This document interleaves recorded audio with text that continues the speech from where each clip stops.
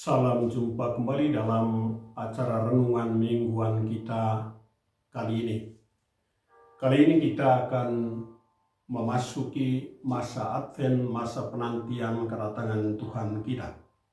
Marilah kita membuka hati kita untuk mendengar dan merenungkan bersama sabda Tuhan pada hari Minggu pertama masa Advent ini.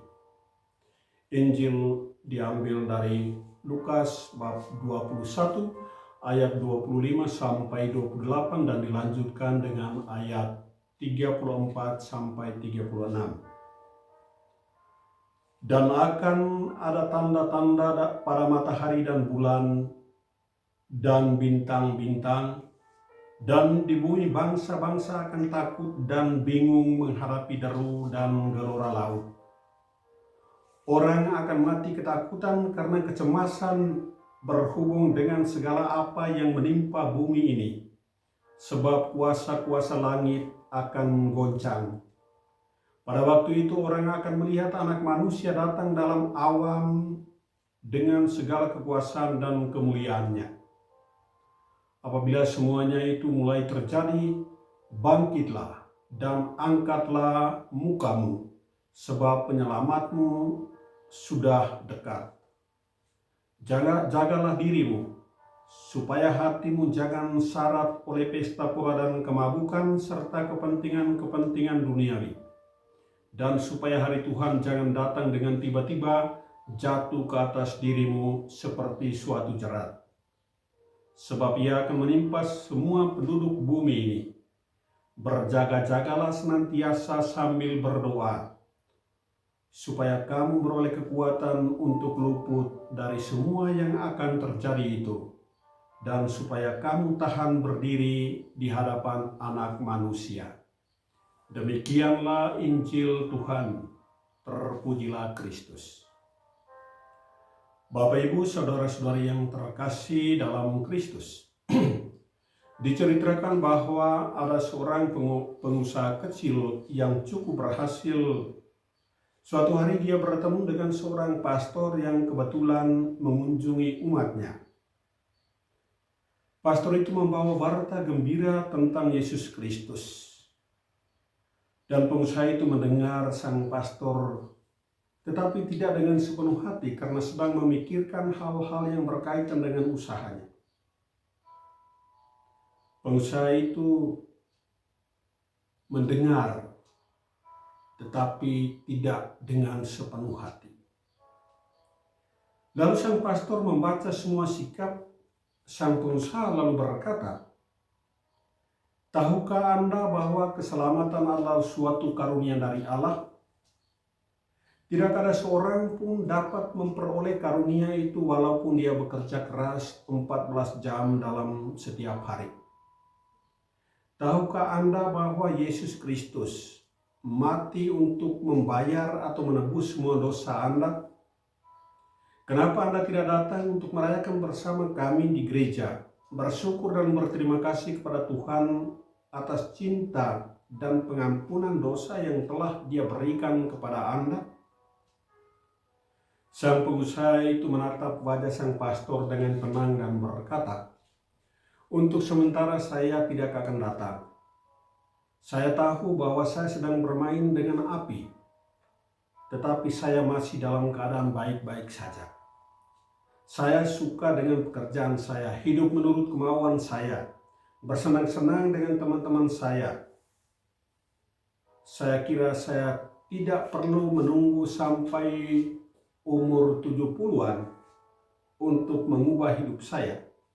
Tetapi untuk sementara, hidup yang saya jalani saat ini cocok untuk diri saya sendiri."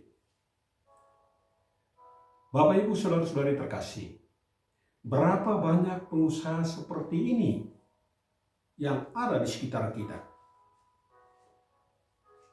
Apakah Anda tahu bahwa dosa terbesar dalam hidup kita bukanlah dosa karena kita hidup berfoya-foya, bukan juga karena kita menipu atau mencuri, bukan juga karena korupsi, Dosa yang paling berat bagi seorang Kristen atau pengikut Kristus adalah menunda untuk melaksanakan apa yang harus dilakukannya saat itu, yakni bertemu dengan Tuhan, karena dia lebih mementingkan urusan-urusan duniawi. Kita hidup seakan-akan hidup kita tidak pernah berakhir, seakan-akan hidup kita ini akan berlanjut selama-lamanya. Coba Anda bayangkan, besok Anda punya jadwal pemeriksaan ke dokter. Dan dari hasil pemeriksaan itu dokter berkata bahwa Anda memiliki kanker. Dan hidup Anda hanya tersisa 3 bulan. Saya yakin hasil berita itu membuat Anda kaget dan merasa tidak aman. Karena pikiran Anda akan terpusat pada kematian Anda sendiri. Saya yakin dengan hasil pemeriksaan itu Anda pasti akan berusaha untuk mencari jalan keluar, untuk memperpanjang hidup Anda, mencari obat atau ramuan untuk menolong diri Anda, berdoa sebanyak mungkin untuk meminta pertolongan dari Tuhan, walaupun Anda adalah seorang yang malas berdoa. Anda pasti setiap hari menyalakan lilin di bawah kaki Bunda Maria untuk memohon pertolongannya, walaupun Anda sangat jarang mengikuti doa rosario di bulan Maria. Hal seperti itu sering terjadi di dalam hidup kita. Coba Anda periksa pesanan di grup WhatsApp Anda saat ini. Berapa banyak pesan yang Anda terima atau yang Anda kirim dengan permintaan untuk mendoakan orang-orang yang sakit. Kita tahu bahwa doa-doa kita membantu menyelamatkan orang lain. Tetapi selama kita masih hidup dan bernapas, keselamatan kita tidak tergantung pada orang lain, tetapi tergantung pada kerahiman Allah dan juga tergantung pada diri kita sendiri. Apakah kita ingin diselamatkan Tuhan atau mengandalkan kemampuan pribadi kita untuk menyelamatkan diri kita sendiri? Keselamatan adalah karunia, rahmat yang diberikan Tuhan untuk kita. Dan Ia memberikan rahmat itu dengan cuma-cuma. Namun di pihak lain kita dituntut untuk hidup menurut ajaran Injil. Kita ingat contoh kecil ketika Bunda Maria menampakkan dirinya kepada Suster Katarina di Paris pada tahun 1830. Katarina melihat cahaya yang terpancar keluar dari tangan Bunda Maria. Ada cahaya yang sangat terang, tetapi ada juga cahaya yang redup-redup.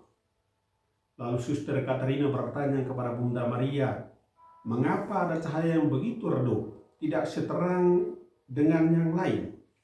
Lalu Bunda Maria menjawab, cahaya yang redup itu adalah rahmat yang mau saya salurkan kepada manusia, tetapi mereka tidak memintanya. Selama kita tidak memohon kepada Tuhan, maka kita tidak akan memperoleh apa yang kita butuhkan dari Tuhan.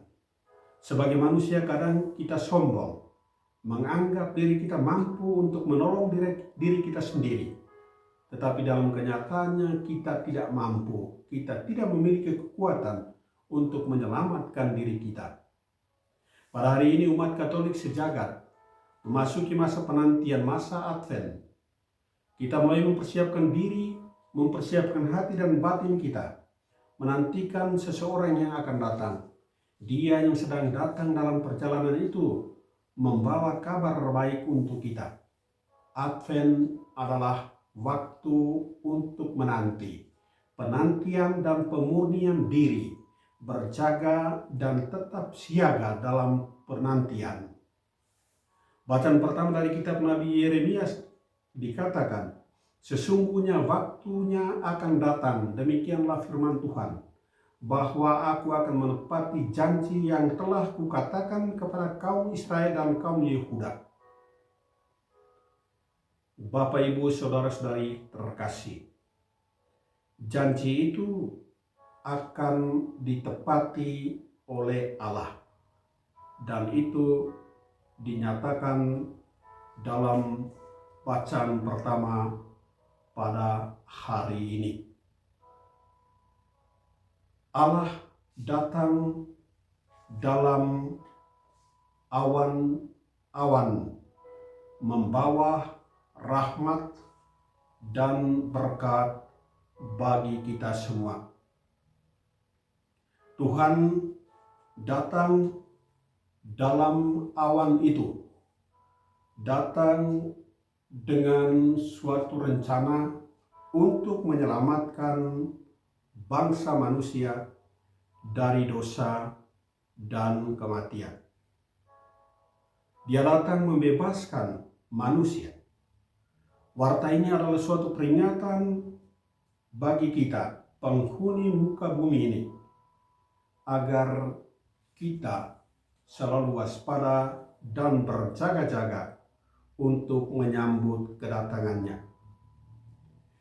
Injil juga mengajak kita untuk tetap menjaga diri, supaya hati kita jangan syarat oleh pesta pora dan kemabukan serta kepentingan-kepentingan duniawi, dan supaya hari Tuhan jangan datang tiba-tiba jatuh ke atas diri kita seperti jerat. Bapak, Ibu, saudara-saudari terkasih, masa Advent adalah waktu untuk menghidupi 3 hal penting dalam relasi kita dengan Yesus. Masa Advent adalah masa untuk menenangkan, mengenang, dan mengingat kembali kedatangan Tuhan pada masa lalu. Kedatangannya yang pertama. Kedatangan yang pertama terjadi 2000-an tahun yang lalu. Dan kita diajak saat ini untuk mengenang kembali peristiwa itu. Kedatangan yang disambut oleh orang-orang sederhana, oleh gembala-gembala di malam yang sunyi, tatkala dunia sedang tidur lelap. Gembala-gembala sederhana inilah yang menjadi saksi kehadirannya. Kita tahu bahwa semua yang jahat telah dikalahkan Yesus melalui penderitaannya di kayu salib. Dan juga bahwa setiap kita berbeda satu sama lain dengan kebaikan dan keburukan kita, dengan kekurangan dan kelebihan kita masing-masing. Namun kita menyatakan diri sebagai anak-anak Allah. Kita ingat bahwa dengan kedatangannya kita boleh menjadi manusia baru, menjadi manusia yang diampuni, menjadi orang yang dikasihi Allah. Advent adalah suatu rahasia. Yesus datang dalam rahasia, dalam misteri yang terselubung. Dia hadir di tengah kita dalam misteri. Dia hadir dalam Ekaristi Kudus dalam rupa roti dan anggur. Dia hadir di mana 2 atau 3 orang berkumpul dalam namanya. Dia hadir dalam seluruh hidup kita, dalam sabdanya yang kita dengar, dan dalam Ekaristi yang kita rayakan. Yesus datang hari ini dan mengajak kita untuk tetap waspada, menjaga diri agar tidak terjebak dalam pesta pora dan kemabukan. Mengajak kita untuk mengontrol diri kita sendiri, mengontrol diri dari hal-hal yang bertentangan dengan ajarannya. Masa Advent adalah masa kejayaan dan persiapan. Yesus akan datang dalam kejayaan. Inilah warta sabda Tuhan pada masa penantian ini, bahwa Dia akan datang dalam kemuliaan dan kekuasaan, bahwa akan tiba akhir zaman, dan Dia akan mengadili semua orang yang hidup dan yang mati. Dia datang pertama kalinya dalam kelemahan manusiawi. Dia datang mengambil rupa manusia. Dia datang dalam misteri kegelapan malam. Namun pada masa penantian ini, Dia akan datang dalam kebesaran dan kemuliaan, dengan pakaian kebesarannya dan penuh kekuasaan. Karena itu dalam masa penantian, kita diajak untuk membuka hati agar Dia masuk dan menguasai serta bertakhta di dalam hati kita. Saudara-saudari yang terkasih dalam Kristus, berapa banyak orang yang menunda untuk bertemu dengan Tuhan pada hari ini? Berapa banyak orang yang berkata, lebih baik kita berpesta pora karena kita tidak tahu secara pasti kapan Dia yang dinantikan itu akan datang. Dan banyak orang lebih menyukai bermain api di tangan. Kita yang hadir di sini ingin menyatakan bahwa kita ingin menerima kedatangan Tuhan dengan hati yang gembira. Hari kemarin adalah sebuah sejarah, telah menjadi sebuah kenangan. Hari ini adalah suatu hadiah bagi kita, dan hari esok masih menjadi suatu misteri, suatu rahasia yang masih terselubung dan belum terungkapkan. Maka marilah kita hidup menurut ajaran Injil yang kita dengar hari ini, agar pada saat Dia tiba, kita pun diajak untuk duduk bersama dengan Dia pada meja perjamuan yang telah disiapkannya untuk kita semua. Semoga kiranya Allah memberkati kita semua dan melindungi kita dalam masa penantian ini. Sampai jumpa dalam episode berikutnya.